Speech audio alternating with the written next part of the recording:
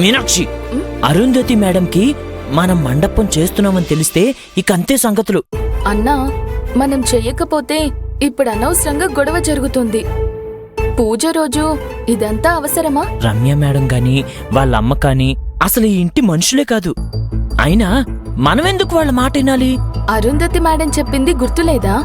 ఇంటికొచ్చిన అతిథులను బాగా చూసుకోవాలని. వాళ్ళే పని చెప్పినా చెయ్యాలి. అది మన బాధ్యత. అతిథి దేవో భవ అంటారు కదా, అలా అన్నమాట. కానీ ఈ అతిథి దెయ్యమో భవ. అన్నా, అమ్మయ్యా, పెళ్లి క్యాన్సిల్ అయిపోయింది. ఒకవేళ ఈ రమ్య మేడం ఇంటి కోడలై ఉంటే పాపం మా విరాజన్న ఒంటి కంటితో కన్నీరు పెట్టుకుండేవాడు. అన్నా, ఇప్పుడు మీరు ఒంటి కంటితో ఏడవడం ఆపండి. ఇది తీసుకోండి. నేనిక్కడ నా కష్టాలు చెప్పుకుంటుంటే అది వినకుండా నువ్వేమో హ్యాపీగా పనిచేస్తున్నావు. కాస్తన్నా నా బాధ వినొచ్చు కదా. ఇంతకీ నీకు ఊపిరి ఆడుతుందా? అన్నా, దైవ కార్యం మనల్ని వెతుక్కుంటూ వచ్చిందంటే అది మన పుణ్యం. అది మన పనా కాదా అని అస్సలు చూడకూడదు. ఆ దేవుడే స్వయంగా మనతో ఈ పని చేస్తున్నాడని సంతోషపడాలి. అంటే రమ్య మేడంని దేవత అంటున్నావా? మిగిలిన వాళ్ళందర్నీ తన చిటికిన వేలితో ఆడించేవాడే దేవుడు. సో నేను కూడా అంతే అనుకో. పుణ్యం కొద్దీ ఆ చిటికల మేలు పట్టుకొని విరాజన్న కాలు తప్పలేదు. నాకు ఏదైనా తిట్టాలంటే బయటికే తిట్టు. నువ్వు పనిలో ఉంటావో లేదో అప్పుడు చూస్తాను. అయ్యో మేడం, మిమ్మల్ని నేను తిడతానా? మీరెంత మంచివారో అంటున్నాను అంతే. మేడం, ఈ మండపం సైజ్ సరిపోతుందా? ఈ ఇంటి ఐశ్వర్యానికి ఇంకా పెద్దగా ఉంటే బాగుండేది.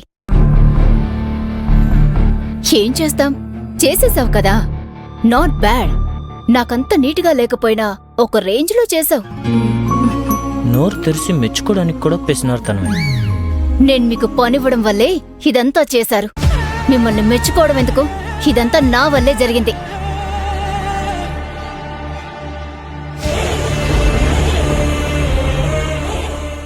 నా వెనక ఇన్ని విషయాలు జరిగాయా? ఆ కుక్కు నా దగ్గరకు వచ్చి బంగారు గొలుసు గురించి అడిగినప్పుడే ఏదో తేడా కొడుతుందని నాకు అనుమానం వచ్చింది. అవి ఒకవేళ తను నిన్ను విరాజ్ అనుకుంటుందా? ఎస్, ఆ ఛాన్స్ ఉంది. ఎందుకంటే పోయినసారి వచ్చి నా దగ్గర సెలవు కావాలని అడిగింది. ఛా, ఈ కన్ఫ్యూజన్ ని కళ్ళారా చూసి ఎంజాయ్ చేసేవాణ్ణి. వద్దు బాబు, తనకి ఈ రోజే వెళ్ళి నేను నిజం చెప్పేస్తాను. నేను విరాజ్ సంపత్ని కాను, అవినాశినని. తన అప్పుల గొడవ నాకెందుకు? అవి తను ఎంత అమాయకురాలు చూసావా? నన్ను నమ్మి గోల్డ్ చైన్ పర్సులో పెట్టడమే కాకుండా నిన్నే నేననుకొని ఆ చైన్ విడిపించుకోవడం గురించి మాట్లాడడం చూసావా? నిజమే, మీ కుక్కుకు ఆత్మగౌరవం చాలా ఎక్కువ అనుకుంటా. ఈ చైన్ కొనుక్కోవడానికి తను ఎంత కష్టపడిందో. అలాంటిది దీన్ని తాకట్టు పెట్టాలంటే తన గుండెను బండలా చేసుకొని తన మనసు ఎంత క్షోభ పెట్టుకుందో. ఓ, నువ్వేనా ఇది మాట్లాడుతుంది? రేట్ చూడకుండా కిలోలు కిలోలు బంగారం కొనే నువ్వు ఒక గ్రామ్ కొనడానికి కష్టపడే వాళ్ళ గురించి మాట్లాడుతున్నావా? ఒప్పుకుంటాను, అది నాకు చాలా ఈజీ. అవి ఇంట్లో వంట చేసుకునే అమ్మాయి గోల్డ్ చైన్ చేయించుకోవడం నువ్వు చెప్పినంత ఈజీ కాదు. తన ఆత్మగౌరవం కోసం కష్టపడి చేయించుకున్న చైన్ తాకట్టు పెట్టి తన మనసుని ఎన్నిసార్లు చంపుకొని ఉంటుంది. ఆహాహాహా, భయంకరమైన మిడిల్ క్లాస్ మనుషుల కష్ట సుఖాలు తెలిసిన వాళ్ళ మాట్లాడుతున్నావు. ఎందుకు? నాకేమైనా అహంకారం ఉందా? హే, నేనలా అనలేదు. నువ్వు సింపుల్ అబ్బాయివే. డబ్బుంది కదా అని తలకెక్కించుకొని తిరిగే రకం కాదు. కానీ ఈ మిడిల్ క్లాస్ జీవితాన్ని నువ్వు దగ్గర నుండి కూడా చూడలేదు. ఆ అనుభవం నీకు తెలీదు. అలాంటిది ఇవాళ తన గురించి ఇంతలా మాట్లాడడం చూస్తుంటే